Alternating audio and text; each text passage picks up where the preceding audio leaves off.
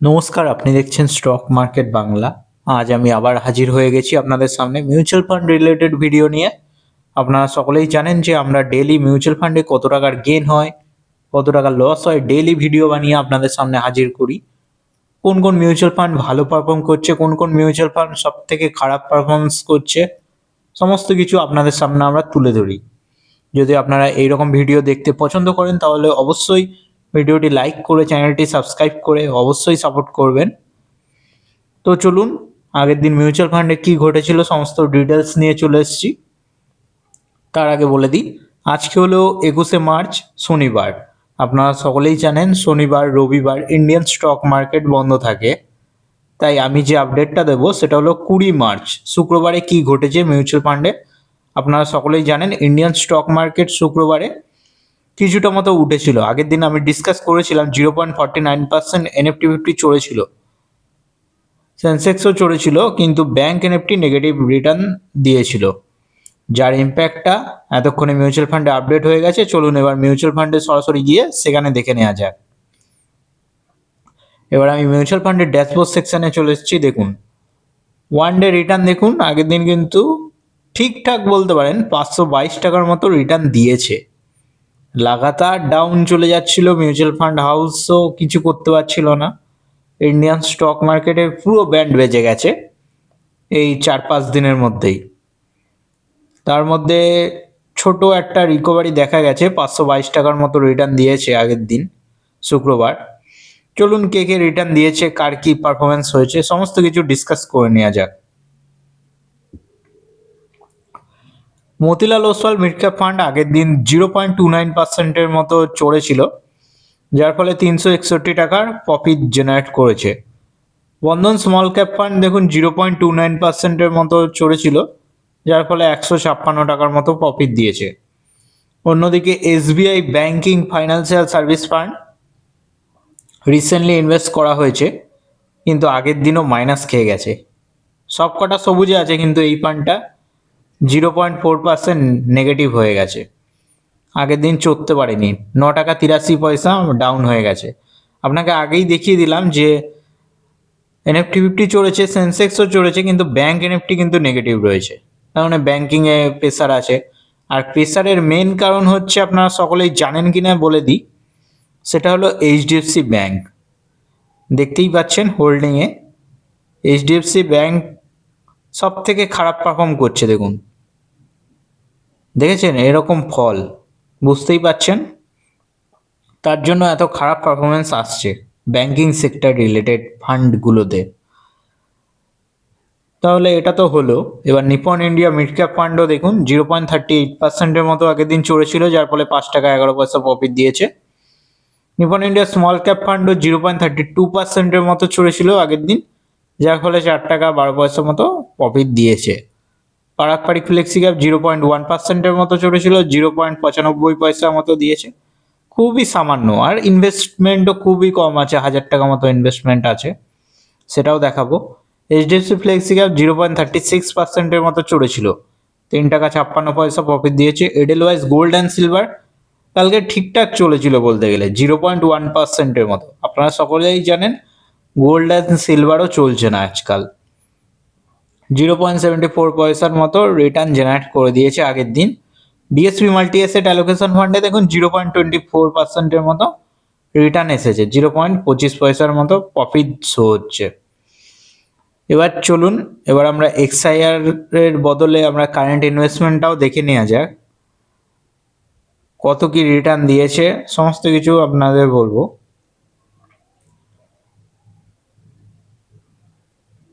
রিটার্নের দিক থেকে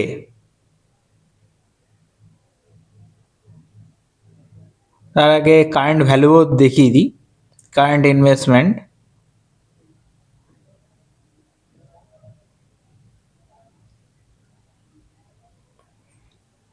ইনভেস্টমেন্টগুলো আপনাদের সামনে আমি তুলে ধরি। দেখুন মতিলালের সব থেকে বেশি ইনভেস্টমেন্ট আছে, আপনারা সকলেই জানেন। যদি আমাদের ডেলি ভিউয়ার হন তাহলে আপনারা সকলেই জানেন মতিলাল ওসওয়ালে আছে 1,46,078 টাকা, যার কারেন্ট ভ্যালু হয়ে গেছে 1,23,884 টাকা। বন্ধন স্মল ক্যাপ ফান্ডে দেখুন 55,678 টাকা মতো ইনভেস্টেড আছে, যার কারেন্ট ভ্যালু 53,332 টাকা শো হচ্ছে। অন্যদিকে SBI banking and financial service ফান্ডে দেখুন 2,500 মতো ইনভেস্টেড হয়েছে, যার ফলে 2,437 টাকা কারেন্ট ভ্যালু দেখাচ্ছে। নিপন ইন্ডিয়া মিড ক্যাপ ফান্ডে দেখুন 1,413 টাকা মতো ইনভেস্টেড আছে, যার কারেন্ট ভ্যালু 1,356 টাকা হয়ে গেছে। তার মানে এখানে যতগুলো ফান্ড আছে সবই কিন্তু নেগেটিভ হয়ে রয়েছে। নিপন ইন্ডিয়া স্মল ক্যাপেরও সেম কেস, 1,380 টাকা মতো ইনভেস্টেড আছে, যার কারেন্ট ভ্যালু 1,286। পারাকপাড়িকে 1,000 টাকা মতো ইনভেস্টেড ছিল, এইচডিএফসিতেও ছিল 1,000 টাকা মতো।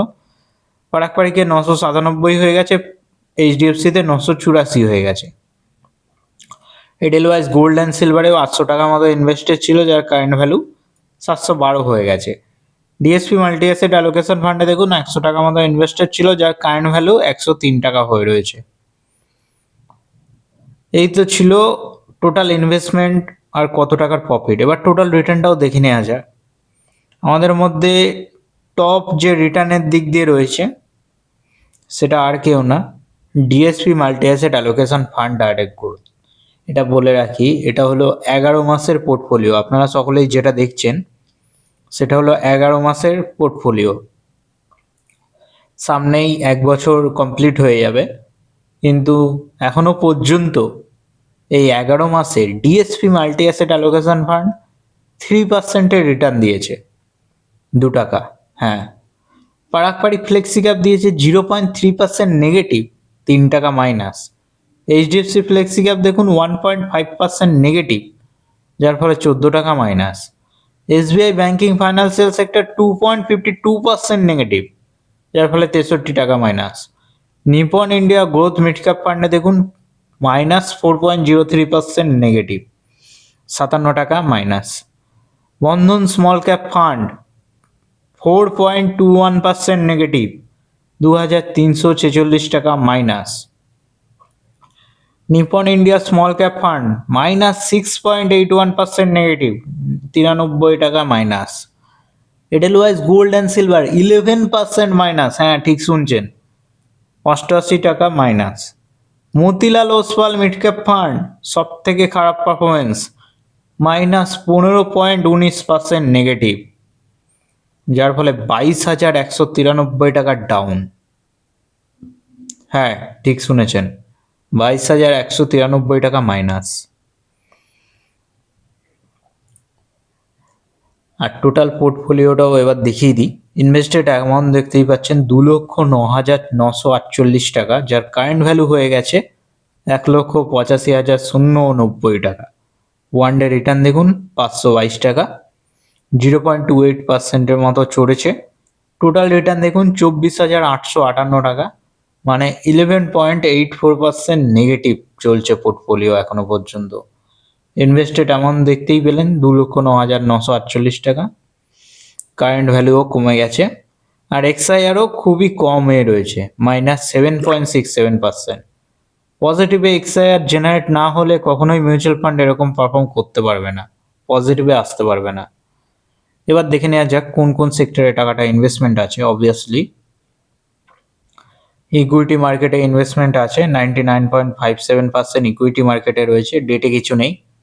হাইব্রিডে 0.05%, আদার্সে 0.38%। মিড ক্যাপ ক্যাটাগরির মধ্যে আমাদের ফোকাস, আমাদের মিউচুয়াল ফান্ডগুলো প্রধানত মিড ক্যাপে বেশি ইনভেস্টমেন্ট আছে, 61.48%। স্মল ক্যাপে 23.23%, লার্জ ক্যাপে 15.29%।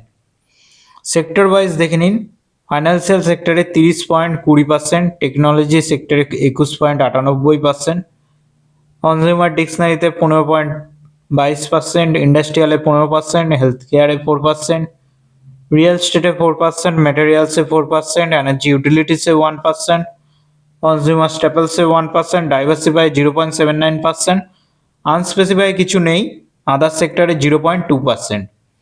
এই তো ছিল মিউচুয়াল ফান্ড রিলেটেড ভিডিও। কেমন লাগলো অবশ্যই জানাবেন, আর ভালো লাগলে অবশ্যই সাবস্ক্রাইব করে একটু সাপোর্ট করবেন। দেখা হচ্ছে পরের ভিডিওতে, ততক্ষণের জন্য ধন্যবাদ।